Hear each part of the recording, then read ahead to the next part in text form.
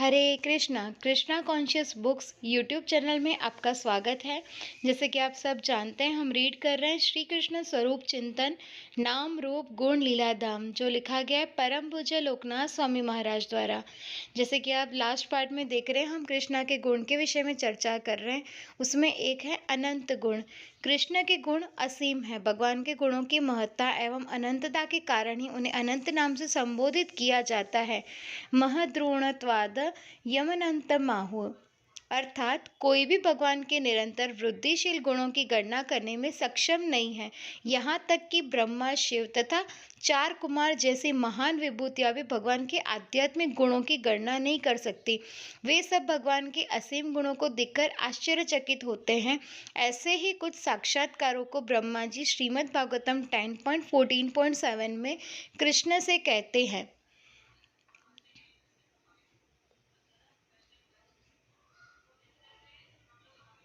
गुणात्मनस्ते अपि गुणान् विमातुं हितावर्तिणस्य क ईश्वरे अस्य कालेन येर्वा विमिता सुकल्पे भूपां शवहखे मिहिकाद्रुभास। अर्थात, हे प्रभु, आपके इस धरालोक में अपनी उपस्थिति से निज अचिंत्य गुणों को प्रकट किया है। उनकी गणना किसी भौतिक मापदंड से नहीं की जा सकती। यदि कोई यह कल्पना करे कि कृष्ण ऐसे हो सकते हैं, तो वह भी असंभव है। ऐसा दिन तो आ सकता है जब विद्वान दार्शनिक या वैज्ञानिक अनेकानेक जन्मों या वर्षों के पश्चात पृथ्वी की समस्त परमाणु संरचना का अनुमान लगा सके, अथवा हिम के कण या संभवतः सूर्य, नक्षत्र तथा ग्रहों से प्रकट होने वाले ज्योति कणों की भी गणना कर सके। परंतु इन विद्वानों में ऐसा कौन है जो आपके अनंत दिव्य गुणों की गणना कर सके? इस धरातल पर ऐसे मनुष्य भी है जो यह कहते हैं कि वे कृष्ण के विषय में सब कुछ जानते हैं। ब्रह्मा जी कहते हैं कि ऐसे मनुष्यों के विषय में वे अधिक नहीं करना चाहते, किंतु जहाँ तक उनका संबंध है, भगवान के गुण, ऐश्वर्य उनके मन, शरीर तथा शब्दों की पहुंच से परे है। श्रील प्रभुपाद श्रीमद् भागवतम के उपयुक्त श्लोक के तात्पर्य में लिखते हैं, श्रील सनातन गोस्वामी समझाते हैं कि भगवान कृष्ण गुणात्मा है, क्योंकि वे गुणों के जीवन दाता है। उदारता, उदारता, बुद्धि तथा दया जैसे गुणों की विवेचना तो की जा सकती है, किंतु वे सभी तभी सजीव होते हैं जब कोई सजीव व्यक्ति उन्हें प्रकट करता है। अतः श्री कृष्ण गुणात्मा है, क्योंकि वे इस भौतिक जगत में अवतरित होते हैं और अपने ईश्वरीय गुणों को प्रकट कर तथा अन्यों में उनकी प्रेरणा देकर धर्म की स्थापना करते हैं। जो जीव भगवान में प्राप्य दिव्य गुणों को विकसित करता है, उसे असीम लाभ प्राप्त होता है और अंततः वह भगवत धाम जाता है। भगवान प्रत्येक जीव के लाभ हेतु एक विशिष्ट आध्यात्मिक गुण प्रदर्शित करते हैं। चूंकि इस सृष्टि में असंख्य जीव है, इसलिए भगवान भी अनंत गुणों को प्रकट करते हैं। इस प्रकार प्रत्येक बद्ध जीव भगवान को विशिष्ट रूप से ज्ञात कर सकता है। यहाँ पर उदाहरण दिया गया है कि यद्यपि विद्वान पंडित गण पृथ्वी, हिम तथा प्रकाश के गणों की गणना कर ले, परंतु तो भी वे भगवान के गुणों को समझ नहीं पाएंगे। इस उदाहरण में पृथ्वी, हिम तथा प्रकाश उत्तरोत्तर सूक्ष्म होते जाते हैं, अतएव उनके अनंत कणों की गणना करने में सक्षम होना एक प्रकार से अत्यंत कठिन है। श्रील विश्वनाथ चक्रवर्ती के अनुसार भगवान शंकरशरण ने पृथ्वी के ही नहीं अपितु संपूर्ण ब्रह्मांड के परमाणु की संख्या की गणना की। फिर भी शंकरशरण जैसे व्यक्ति, जो कि अनादिकाल से भगवान की महिमा का निरंतर गुणगान करते आ रहे हैं, उन गुणों की संपूर्ण रूप से गणना नहीं कर पाए हैं। एक दिन पूर्ण पुरुषोत्तम भगवान श्री कृष्ण ने अपनी मेघ तुल्य गंभीर वाणी में अनंत शेष से कहा, हे अनंत शेष, भूमंडल का भार संभालने की शक्ति अन्य किसी में नहीं है। कृपया आप इसे अपने फणों पर धारण कीजिए। आपकी शक्ति की कोई सीमा नहीं है, अतएव आपका नाम अनंत है। कृपया जन कल्याण के लिए यह दायित्व स्वीकार करें। प्रभु के इस प्रस्ताव पर अनंत श्रेष्ठ ने प्रश्न किया, हे भगवान, मुझे कब तक इस भूमंडल को धारण करना होगा? कृपया एक सीमा निर्धारित कीजिए, फिर आपके वचनानुसार मैं इस भूमंडल को धारण करूंगा। भगवान ने उत्तर दिया, आप अपने सहस्त्र मुखों से मेरे उन नामों का उच्चारण कीजिए जो मेरे दिव्य गुणों को स्फुरित करते हैं। जब आप मेरे दिव्य नामों की गणना के अंत तक पहुंच जाएंगे तब आप इस भूमंडल का भार उतार सकते हैं। इस प्रकार सृष्टि के प्रारंभ से ही अनंत शेष अपने 1000 मुखों से भगवान के नाम, रूप, गुण, लीला तथा धाम का वर्णन करते हैं। सहस्रवदने कृष्ण यश निरंतर गायिते आछेन आदि देव महीधर। चैतन्य भागवत आदि लीला 1.67। ऐसा नहीं है कि अनेक वर्षों से एक ही वर्णन चल रहा है, प्रत्येक वर्णन नवीन व अनोखा है। शास्त्रों में वर्णन है कि अनंत शेष के प्रत्येक मुख के समक्ष श्रोताओं की इसमें सुंदर अनंत शेष जी का चित्र है जो अपने इतने अनंत मुखों से कृष्णा का गुणगान गा रहे हैं और काफ़ी पंडित विद्वान वो बैठ के सुन रहे हैं।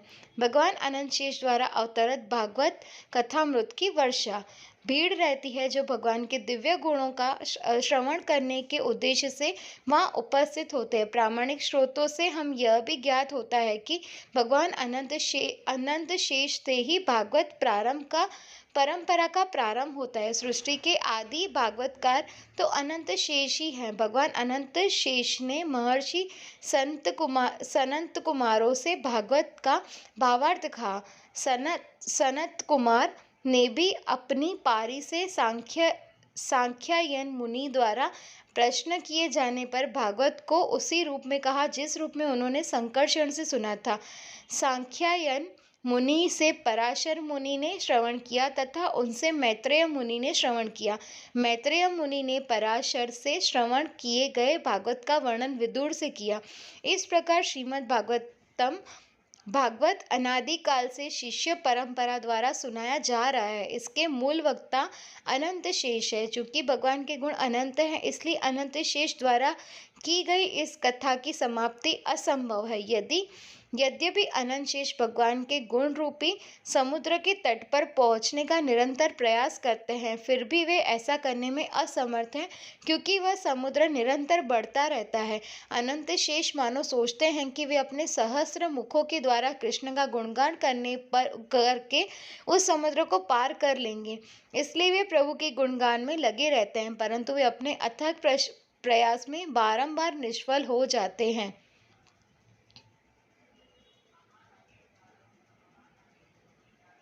सुंदर कृष्ण गौ मैया के साथ सर्वगुण संपन्न श्री कृष्ण। अद्यापिह शेष देव सहस्र श्री मुखे गाये न चैतन्य यश अंत नाही देखे। अर्थात आज तक अनंत देव श्री चैतन्य श्री कृष्ण के गुण यश का गुणगान कर रहे हैं और फिर भी उन्हें उसका अंत नहीं मिल रहा। चैतन्य भागवत आदि लीला 1.69। उस असीम समुद्र की तट रेखा भी उनकी पहुंच से परे है। अतः सृष्टि के आदि से ही भगवत कथा चल रही है और सृष्टि नहीं रहने पर भी कथा चलती रहेगी। पद्म पुराण में वर्णित है कि परम भगवान श्री कृष्ण के गुण समूह अपरिमित है। पृथग्वतुक्तं गुणास्तस्य न शक्यन्ते अमितत्वतः। अर्थात असीम होने के कारण उन गुणों का पृथक पृथक विश्लेषण नहीं किया जा सकता, परंतु फिर भी श्रील रूप गोस्वामी ने अनेक शास्त्रों का परिशीलन करने के पश्चात भगवान के 64 दिव्य गुणों की गणना की है।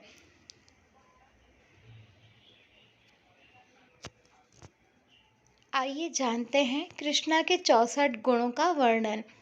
नायकानाशिरोरत्नं कृष्णस्तु भगवान् स्वयं यत्र नित्यस्तया सर्वे विराजन्ते महागुणः। अर्थात कृष्ण तो स्वयं पूर्ण पुरुषोत्तम भगवान है और समस्त नायकों की शिरोमणि है, अतः समस्त दिव्य गुण श्री कृष्ण में स्थायी रूप से विराजते हैं। भक्ति रसामृत सिंधु 2.1.17। श्री कृष्ण में अखिल गुण पूर्णतम रूप से विराजमान होने पर भी उनका द्वारका में पूर्ण, मथुरा में पूर्णतर और गोकुल में पूर्णतम ये तारम्य गुण प्रकाश से तारम्य से साधित होता है। समय, स्थान तथा लीला के रस के अनुसार कृष्ण के गुण भी भिन्न भिन्न मात्रा में प्रकाशित होते हैं। भक्ति योग के समस्त विद्वानों का कथन है कि कृष्ण के पूर्णतम गुण वृंदावन में और उनके पूर्ण तथा पूर्णतर गुण द्वारका तथा मथुरा में प्रकट होते हैं। जब पूर्ण पुरुषोत्तम भगवान अपने समस्त गुणों को प्रदर्शित नहीं करते हैं तब वे पूर्ण कहलाते हैं। भगवान में वे पूर्ण हैं। जब वे समस्त गुणों को अपूर्ण रूप से प्रकट करते हैं तब वह पूर्णतर कहलाते हैं। मथुरा में वे पूर्णतर है। इन दोनों स्थानों के भक्त कृष्ण से अत्यंत प्रेम करते हैं, परंतु उनका प्रेम ऐश्वर्य भाव से मिश्रित होता है। श्री कृष्ण ऐश्वर्य, ज्ञान तथा आदर भाव से युक्त प्रेम के द्वारा अधिक आकर्षित नहीं होते। ऐश्वर्य शिथिल प्रेम में ना ही मोर प्रीत। अतएव इन स्थानों में कृष्ण अपने गुह्यतम गुणों को प्रकाशित नहीं करते जो विश्रम्भ रसों का आधारित है। इस विषयों को अगले अध्याय में विस्तृत रूप से समझाया जाएगा। परंतु वृंदावन में कृष्ण अपने समस्त गुणों को पूर्ण रूप से प्रकट करते हैं, इसलिए वे वृंदावन में पूर्णतम कहलाते हैं। वृंदावन में कृष्ण अपनी माता के नन्हे से बालक है, अन्य समवयस्क ग्वाल बालों के सखा है तथा गोपियों के प्राण प्रिय है। वहाँ कोई उन्हें भगवान नहीं मानता, अपितु अपने जैसा ही मानते हैं। यह आत्मीयता का भाव है, इसे विश्रम्भ कहते हैं। कृष्ण को यह भाव अत्यंत प्रिय है, अतः वे वृंदावन में अपनी लीलाओं के समय आश्चर्यजनक गुण प्रदर्शित करते हैं। वहाँ वे गोपिकाओं का माखन चुराते हैं, अपनी सखियों के साथ नृत्य करते हैं और अपने प्रिय संगी ग्वाल बालों के साथ क्रीड़ा करते हैं। यद्यपि ये सामान्य मानवीय क्रीड़ा प्रतीत होती है, परंतु इन दिव्य लीलाओं में कृष्ण के समस्त सुंदर गुण निहित हैं। वे शुद्ध भक्तों के जीवनाधार हैं। हम कदापि प्रत्यक्ष तथा अनुमान प्रमाणों के आधार पर भगवान के अनगिनत गुणों को नहीं जान सकते। जिस प्रकार हम लोग समुद्र की लहरों तथा तट पर बिछे रेत की कणों की गणना नहीं कर सकते, उसी प्रकार भगवान के गुणों की भी गणना नहीं हो सकती। भगवत गुणों को केवल शब्द प्रमाण द्वारा ही समझा जा सकता है। विभिन्न श्रुति एवं स्मृति शास्त्रों में भगवान के विषय में अत्यंत बारीकी से वर्णन किया गया है। विशेष रूप से चैतन्य महाप्रभु तथा उनके पार्षदों ने हम बद्ध जीवों को स्वयं भगवान श्री कृष्ण के अपार वैशिष्ट से अवगत कराया है। श्रील रूप गोस्वामी प्रभुपाद ने हम पर दया करके भगवान के 64 प्रमुख गुणों की एक सूची बनाई है, जिसका चिंतन करके हम कृष्णमय हो सकते हैं। भगवान गीता में कहते हैं, मन मना अर्थात मुझ में मन लगाओ, और आचार्य वृंद हमें इस प्रकार शास्त्रों का दान करके कृष्ण में मन लगाने में सहायता करते हैं। अब उनकी कृपा से हम भगवान के प्राय प्रत्येक गुण को समझ सकते हैं और उन वर्णों में अपने चित्त को निमग्न कर सकते हैं। इस कृपा के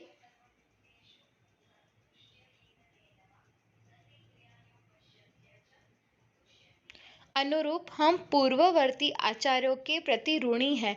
अतएव इन शास्त्रों का अध्ययन तथा अनुशीलन करके उनके गुणों को अल्प मात्रा में चुकाया जा सकता है। अब हम देखेंगे कृष्णा के 64 गुण।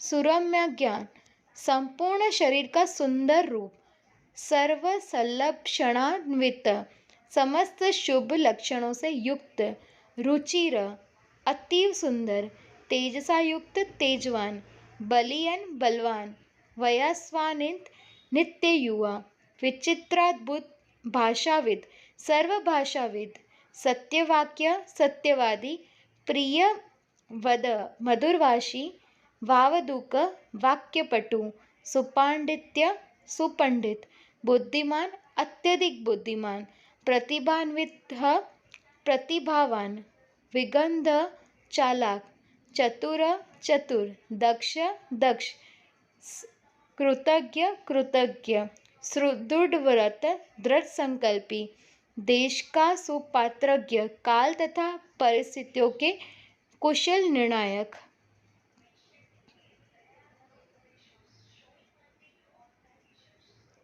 शास्त्र चक्षु, वेद शास्त्रों के आधार पर देखने एवं बोलने वाले, शुचि पवित्र, वशी आत्मसंयमी स्थिर स्थिर दांत सविष्णु क्षमाशील क्षमावान गंभीर गंभीर धृतिमान धैर्यवान समदृष्टि रखने वाले वदान्य उदार धार्मिक धार्मिक शूरवीर शूरवीर करुण दयालु मान्य मान कृत सम्मान करने वाले दक्षिण भद्र विनयी यानी विनम्र हिमान लज्जावान शरणागत पालक शरणागत के रक्षक सुखी सुखी भक्त सुहृत भक्तों के हितैषी प्रेम वश्य प्रेम के वशीभूत होने वाले सर्व शुभमय सर्व मंगलमय प्रतापी परम शक्तिमान कीर्तिमान परम यशस्वी रक्तलोक लोकप्रिय साधुना समाश्रय भक्तों का पक्षपात करने वाले नारीगण मनोहारी समस्त स्त्रियों के लिए अत्यधिक आकर्षक सर्वाराध्य सभी के पूजनीय समृद्धिमान सर्व संपन्न वरीव्यान सर्व सम्मान्य ईश्वर परम नियंता। श्रील रूप गोस्वामी ने भक्ति रसामृत सिंधु में इन गुणों का विस्तृत रूप से रेखांकन किया है। उन्होंने अन्य शास्त्रों का परिशीलन करने के पश्चात भगवान के 64 गुणों की गणना की है, जिन्हें एक के पश्चात एक श्रवण करने से भक्तों के कर्ण तथा हृदय संतुष्ट हो जाता है। ये गुण इस प्रकार है। भगवान में ये 50 दिव्य गुण समुद्र की अगाधता के समान पाए जाते हैं। दूसरे शब्दों में उन्हें पूर्ण रूपेण समझ पाना कठिन है। भगवान के अंश रूप में व्यष्टि जीवात्माओं में भी ये गुण सूक्ष्म मात्रा में पाए जाते हैं। समस्त जीव पूर्ण पुरुषोत्तम भगवान के अंश है, परंतु बद्ध होने के कारण वे मन समेत अपनी 6 इंद्रियों से अत्यंत कठिन संघर्ष करते रहते हैं। अतः जब वे मूल कृष्ण भावना को पुनः प्राप्त कर लेते हैं, तब उनमें अल्प मात्रा में कृष्ण के 50 गुण प्रकट हो जाते हैं। जब कोई नवदा भक्ति में रत होता है तो उसका हृदय पवित्र हो जाता है। वह कृष्ण के साथ अपने संबंध को तुरंत ज्ञात करता है। तब उसमें कृष्ण भावनामृत के आदि गुण जागृत हो जाते हैं। यस्यास्ति भक्ति भगवत्य किंचना सर्वे गुणैस्तत्र समासते सुरा हराव भक्तस्य कुतो महद्गुणा मनोरथेनास्ति धावतो बहि। ये श्लोक बोला गया है प्रहलाद महाराज द्वारा लॉर्ड नरसिम्हा देव को। वो बताते हैं, जो व्यक्ति श्री भगवान वासुदेव के प्रति शुद्ध भक्ति उत्पन्न कर लेता है, उसके शरीर में समस्त देवता तथा उनके महान गुण तथा धर्म ज्ञान तथा त्याग प्रकट होते हैं। इसके विपरीत जो व्यक्ति भक्ति से रहित है और भौतिक कर्मों में व्यस्त रहता है, ऐसे पुरुष से सद्गुण भला कैसे प्रकट हो सकते हैं। श्रीमद् भागवतम 5.18.12। चूंकि जीव भगवान के अंश है, अतः वे गुणवत्ता में प्रायः भगवान के समान होते हैं, परंतु मात्रा की दृष्टि में सदैव उनसे कम है। जैसे स्वर्ण का एक कण भी स्वर्ण होता है, परंतु वह स्वर्ण की खान के बराबर नहीं हो सकता। इसलिए चैतन्य महाप्रभु अचिंत्य भेद अभेद का सिद्धांत समझाते हैं। भगवान में और हम में भेद है भी और नहीं भी। भेद है तो गुणों की मात्रा का, जैसे अंग्रेजी में कहावत है लाइक फादर लाइक सन, यथा पिता तथा पुत्र। भगवान हमारे पिता है, इसलिए भगवान के गुण हम पुत्र और पुत्रियों में भी है, परंतु पिता में गुणों की मात्रा अधिक है और हम में कम है। श्रील भक्ति विनोद ठाकुर समझाते हैं कि समुद्रस्य यथा बिंदु पृथ्वीव्यारेणवो यथा तथा भगवतो जीवे गुणानां वर्तमानता। अर्थात यदि भगवत गुणों की तुलना समुद्र तथा पृथ्वी से की जाए तो सामान्य जीवों के गुण समुद्र की बूंद तथा पृथ्वी के कण के समान है। कृष्ण संहिता 2.18। यही भेद और अभेद है। भगवान अंशी है और हम अंश है। जब जीव पूर्ण रूप से शुद्ध भक्त होकर अपने आदि स्वरूप में स्थित हो जाता है, तो उनमें प्रथम 50 गुण पाए जाते हैं, किंतु वेद यह है कि भगवान में इन गुणों की मात्रा असीम है और जीवों में यह सीमित मात्रा में पाए जाते हैं। श्री चैतन्य चरितामृत के लेखक श्रील कृष्णदास कविराज का कथन है कि वैष्णव के शरीर में उपयुक्त समस्त गुण प्रकट होते हैं और उन्हीं सद्गुणों के आधार पर वैष्णव तथा अवैष्णव में अंतर किया जा सकता है। उन्होंने चैतन्य चरितामृत मध्य लीला 22.78 से 80 में वैष्णवों के 26 गुणों की सूची प्रस्तुत की है, जो इस प्रकार है। कृपालु वह सब पर दयालु होते हैं। अक्रुद्रो किसी को हानि न पहुंचाने वाला, अर्थात उसका कोई शत्रु नहीं होता। सत्यसार सत्यवादी, अर्थात वह सत्यनिष्ठ होता है। सम यानी वह सबके प्रति समभाव रखता है। निर्दोष यानी उसमें किसी प्रकार का अवगुण नहीं होता।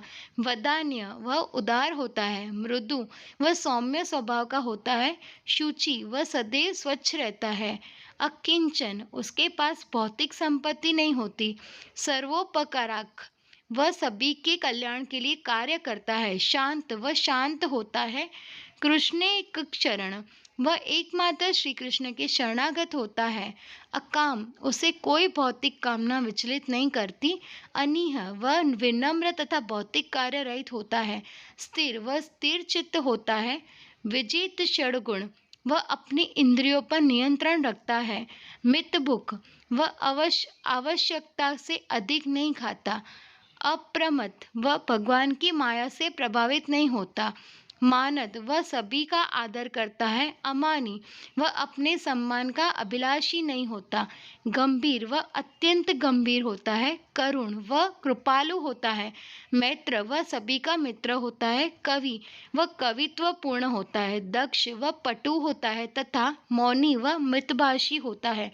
शास्त्रों में ईश्वर को विभु तथा जीवात्मा को अणु कहा गया है। इसका अर्थ यह हुआ कि जीव कदापि पूर्ण पुरुषोत्तम भगवान के समान नहीं हो सकता। हम जीव है और देवतागण भी जीव की श्रेणी में है। 33 करोड़ देवताओं को भगवान ने विशेष शक्ति प्रदान की और उनसे वे विशेष कार्य करवाते हैं। कभी कभी उनकी शक्तियाँ और कार्यकलाप देखकर ऐसा लगता है कि कहीं ये भगवान तो नहीं, परंतु वे भगवान नहीं है, वे विष्णु तत्व या परमात्मा नहीं है, अपितु जीवात्मा ही है।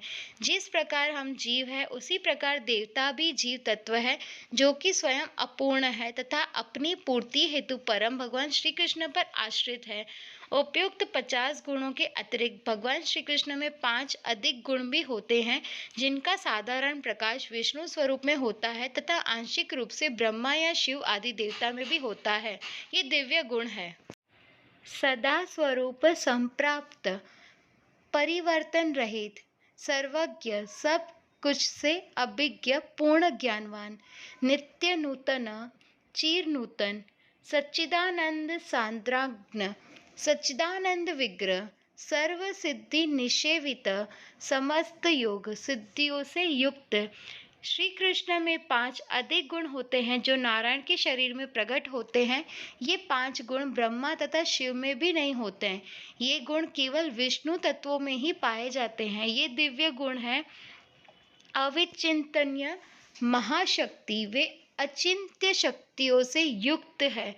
कोटि ब्रह्मांड विग्रह, उनके शरीर से असंख्य ब्रह्मांड उत्पन्न होते हैं। अवतारा वली बीजम, वे समस्त अवतारों के मूल उद्गम है। हतारिगति दायक, वे अपने द्वारा मारे गए शत्रुओं को भी मुक्ति देने वाले हैं। आत्माराम गणाकर्षी, वे मुक्तात्माओं के लिए भी आकर्षक है। कृष्ण के दिव्य गुणों को 3 भागों में बांटा सकता है। कायिक गुण अर्थात उनके दिव्य शरीर से संबंधित, श्री कृष्ण की आयु, उनका दिव्य शारीरिक स्वरूप, उनका सौंदर्य और उनकी मृदुता, ये उनके कायिक गुण हैं। वाचिक गुण अर्थात उनकी दिव्य वाणी से संबंधित, मधुरभाषी, वाक्यपाटु तथा अद्भुत भाषाविद आदि उनके वाचिक गुण हैं। मानसिक गुण अर्थात उनके दिव्य मन में से संबंधित, कृतज्ञ, दृढ़ संकल्प, आत्मसंयमी और क्षमावान आदि, ये उनके मानसिक गुण हैं। अब यहाँ पर भगवान के कतिपय गुणों का उदाहरण सहित संस्मरण किया जाएगा। ये हम गुण देखेंगे कल के पाठ में। तब तक के लिए वाञ्छाकल्पतरुभ्यश्च कृपा सिंधुभ्य एव च पतितानां पावनेभ्यो वैष्णवेभ्यो नमो नमः। श्री हरिनाम प्रभु की जय। परम पूज्य लोकनाथ स्वामी महाराज की जय।